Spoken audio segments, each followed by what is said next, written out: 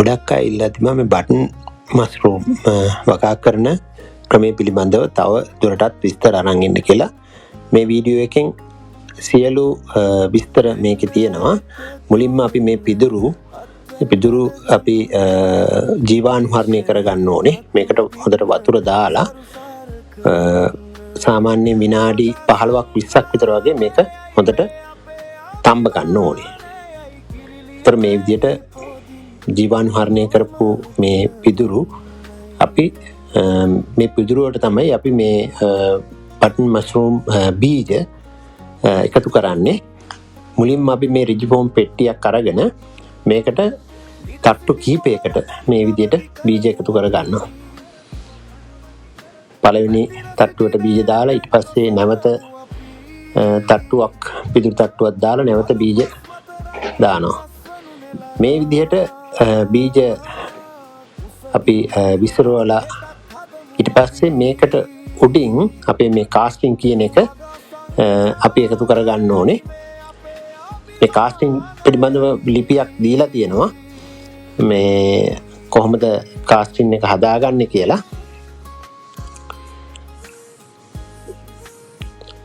මේක මේ විදිහට වහලා තිබ්බහම ටික දවසකින් අපිට පේනවා මේකේ මේ පිම්මල් වර්ධනය වීම දකින්න පුළුවන්.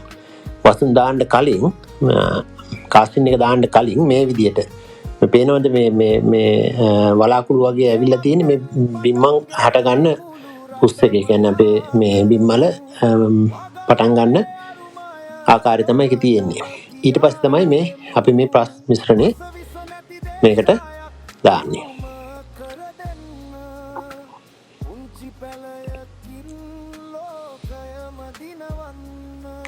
ඊට පස්සේ අපි මේක තෙතමනේ තියාගන්න ඕනේ. මේකෙදි මේ විශේෂයි මේ බටන් මස්රූම් වලට සාමාන්‍යයෙන් අඩු උෂ්ණත්වයක් අවශ්‍ය වෙනවා. සෙල්සියස් 15ක ඉඳලා 20 විතර වෙනකම් උෂ්ණත්වයක් අවශ්‍ය වෙනවා. ඒ නිසා මේක මේ අපි තියන්න ඕනේ සීතල සහිත කුටීරයක. මේකට සාමාන්‍ය සීතල ප්‍රදේශයක මේ නුවරඑළිය වගේ සීතල ප්‍රදේශයකට නම් අවශ්‍ය වෙන්නේ නැහැ. නමුත් රස්නි ප්‍රදේශයක සෙල්සියස් 30ක වගේ තියෙන ප්‍රදේශයක මේක සාර්ථක වෙනවා අඩුයි. ඒ හින්දා මේක එක්ක සීතාගාරයක එහෙම නැත්නම් AC කරපු නැත්නම් කූලර් එකක් තියෙන ටෙම්පරේචර් එක 17ට වගේ තියාගන්න පුළුවන් තැනක තියාගන්න. ඒතර තමයි මේ විදිහට රසන්නක් ගන්න පුළුවන්.